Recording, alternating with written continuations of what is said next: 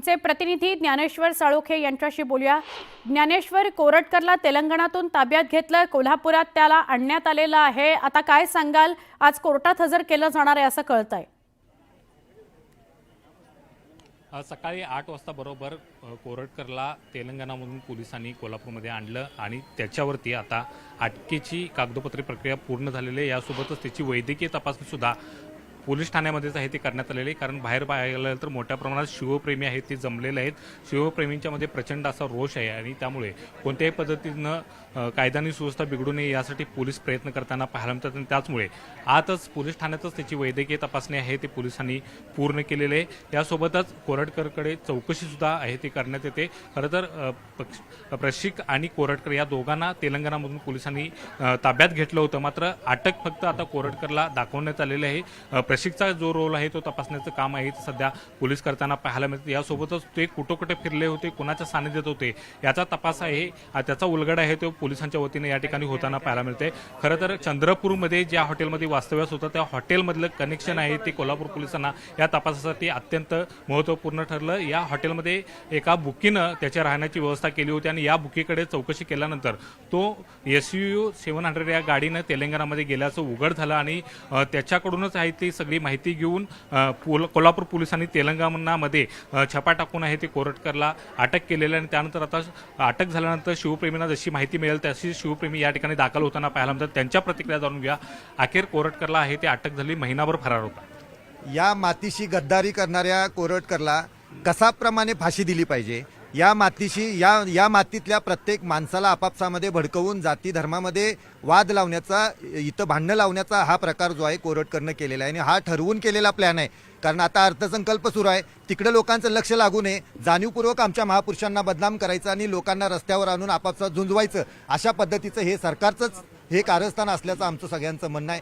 त्यामुळे या कोरटकरवरती पोलिसांनी कठोरात कठोर कारवाई करावी अशी आमची मागणी। काय मागणी आहे, काय अपेक्षा आहे? साहेब आता कोरटकर काय झालं साहेब, आता या चुकीचं काय मी बाईट द्यायला लागलोय म्हणजे एवढं त्याची बोला काय छत्रपतींच्या विरोधात तो बोलतोय आणि ते आम्ही बाईट देताना आमच्या छत्रपतींच्या ह्याच्यावर तुम्ही डायरेक्ट दाखला टाकले आम्हाला करायला, एवढं त्याला संरक्षण कशाबद्दल द्यायला लागलाय तुम्ही? कोण आहे कोरटकर? जावाई आहे का पोलिसांचा? गृह खात्याचा जावाई आहे का तो? आम्हाला ढकला लागलाय तुम्ही डायरेक्ट। या ठिकाणी पाहायला गेलं तर शिवप्रेमी नाही, मी आज आपल्या माध्यमातून पोलीस प्रशासनाला आणि गृह खात्याला सांगू इच्छितो, त्या कोरटकरची गाढवावरनं धिंड काढली पाहिजे।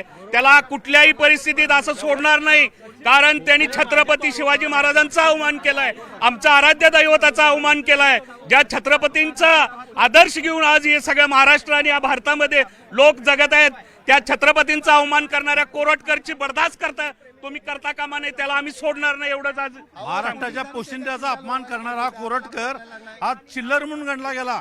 ही चिल्लर हुडकायला आज महाराष्ट्र शासनाला 1 महिना लागला। खोक्या म्हणणारा 3 दिवसात प्रयागराजनं हुडकून काढला। ही चिल्लर हुडकायला एवढा वेळ काढला, गृह खात्याचं आणि शासनाचं अपयश आहे। या कोरटकरची धिंड रस्त्यावरनं काढली पाहिजे, एवढी आमची विनंती आहे। नक्कीच या ठिकाणी पाहायला गेलं तर तणाव निर्माण झालेला आहे। पोलिसांनी शिवप्रेमींना या ठिकाणी अटकाव करण्याचा प्रयत्न केला, त्यामुळे शिवप्रेमी आहे ते आक्रमक झालेले आहेत। प्रतिक्रिया सुद्धा आहेत ते या शिवप्रेमींना व्यक्त करू दिल्या जात नाही अशा पद्धतीचा आरोप आहे तो शिवप्रेमींचा आहे। त्यामुळे या सगळ्या परिसरामध्ये सध्या तणावाची परिस्थिती निर्माण झालेली आहे। एकूणच पाहायला गेलं तर शिवप्रेमी आता आक्रमक झालेले आहे। काही वेळातच कोर्टामध्ये आहे ते या ठिकाणी कोरटकरला हजर करण्यात येणार आहे, मात्र तत्पूर्वी शिवप्रेमी मोठ्या संख्येने या ठिकाणी दाखल झाल्याचं पाहायला मिळतं, ते आक्रमक झालेले आहेत। त्यामुळे या सगळ्या परिसरामध्ये सध्या तणावाची परिस्थिती आहे ती दिसून येते। नक्की, पण आपण बघितलं तर तेलंगणामध्ये तो सापडून आला आणि त्यानंतर त्याला कोल्हापुरात आणलं गेलं। पुन्हा एकदा न्यूज 18 लोकमतच्या प्रेक्षकांकरता सांगाल का, काल टिप मिळाल्यानंतर तेलंगणातनं त्याला किती वाजता उचललं, कोल्हापुरामध्ये आज किती वाजता आणलं आणि अटकेची पूर्ण प्रक्रिया झालेली आहे का, किती वाजता कोर्टात नेलं जाईल?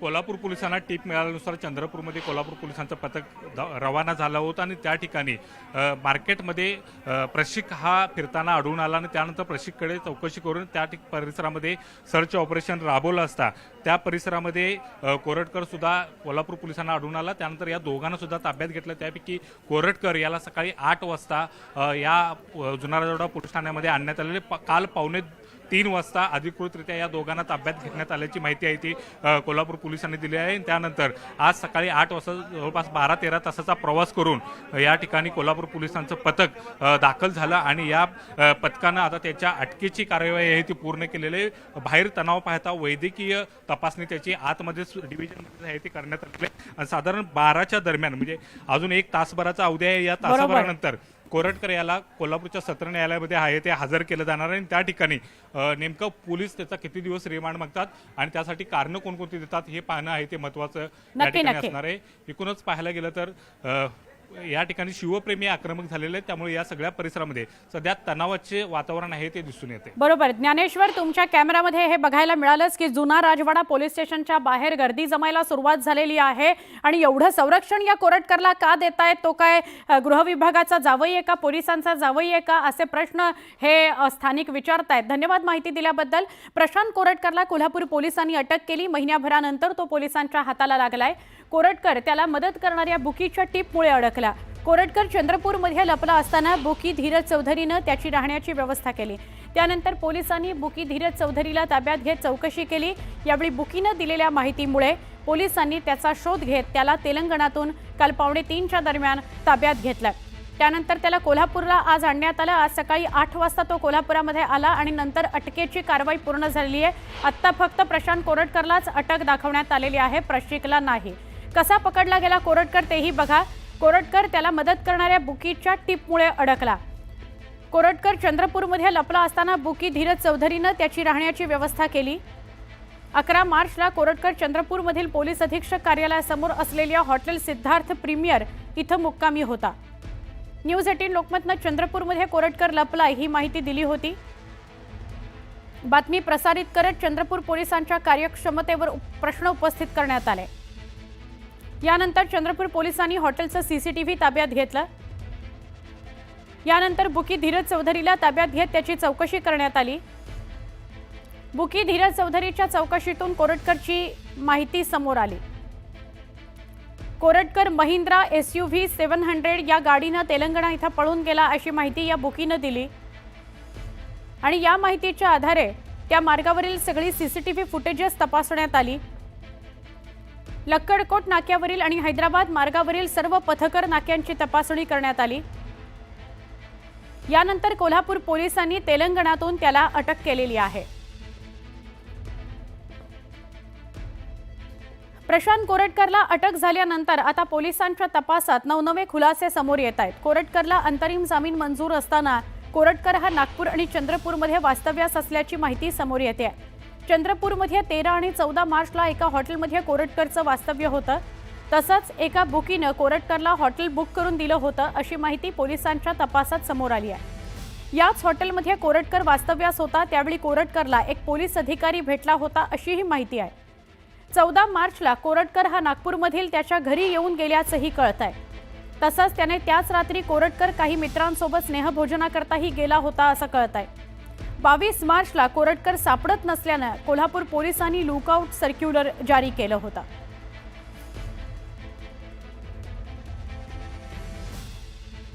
पोलिसांच्या तपासात काय समोर आलं ते सुद्धा आपण बघतोय. पोलिसांच्या तपासात अनेक महत्त्वाच्या गोष्टी समोर आल्या. या दरम्यानच्या काळामध्ये म्हणजे 1 महिना तो सापडत नव्हता तेव्हा तो 14 मार्चला नागपुरात त्याच्या घरी सुद्धा येऊन गेलेला होता असं कळतंय. आणि पण नागपूर चंद्रपूर या ठिकाणी तो फिरत राहिला आणि मग तो तेलंगणाला गेलेला आहे चंद्रपुरातून. सध्या त्याला कोल्हापूरला आणलं गेलं आहे. कोल्हापूरला त्याची अटक दाखवण्यात आली. प्रशिकची अटक दाखवलेली नाही, फक्त प्रशांत कोरटकरची अटक दाखवली. प्रशिककडनं माहिती घेतली जाते.